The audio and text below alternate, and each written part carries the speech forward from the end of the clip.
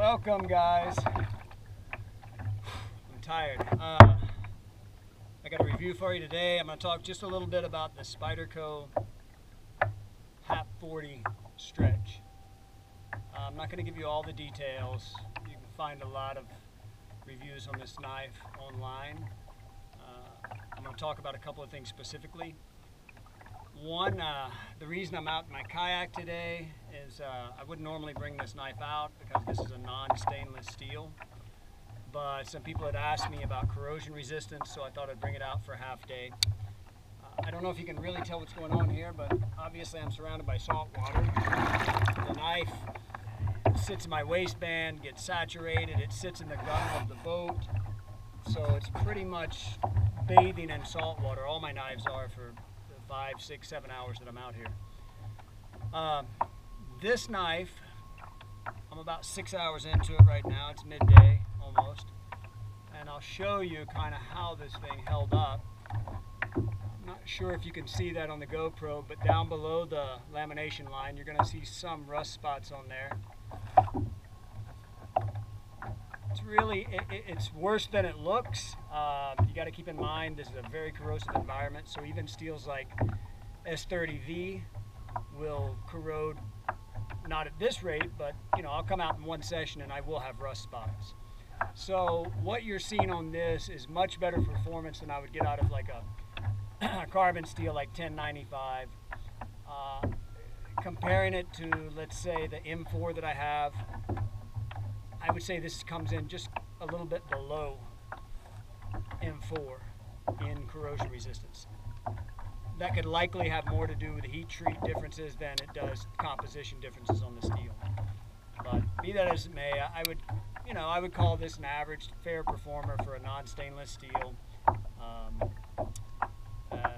in the range of M4. So there's the best answer I can give you on that. Now, you may notice on this one, I reground the blade. This model comes with kind of a drop point, which I don't really care for. I like a sharper tip, a finer point, and I also like a knife that works well when I'm doing edge out cuts. So if I'm cutting through skin on a fish, I use my knives a lot on fish, I want to make a puncture right here and push the knife along, splitting the skin. A flat area like that, or like a clip, works well for me because it allows me to keep the handle off of the surface and just push straight along. Whereas a drop point, I've got to elevate the knife a lot more. I also prefer a flat tip like that to a trailing point, because with a trailing point, I've got to, if I hold the knife like so and push along, that trailing point will want to gouge or dig in too deeply. So anyway, I reground this one to suit my needs and I like it.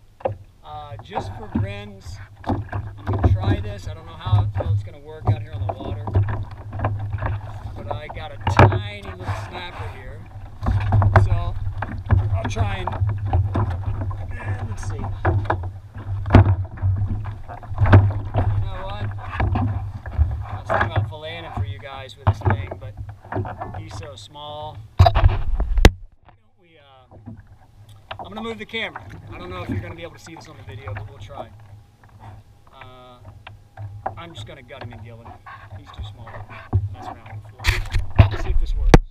Do my best.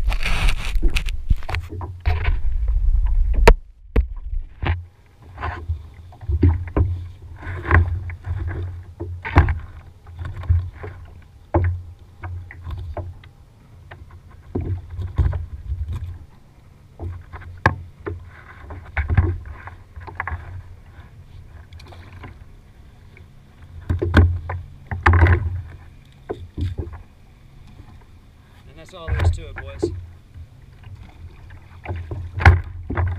Scale this bad boy and it's ready for the frying pan.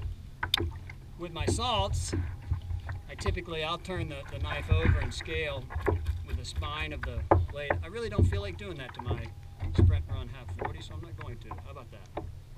Anyway, that's it for my little hap40 stretch, whatever knife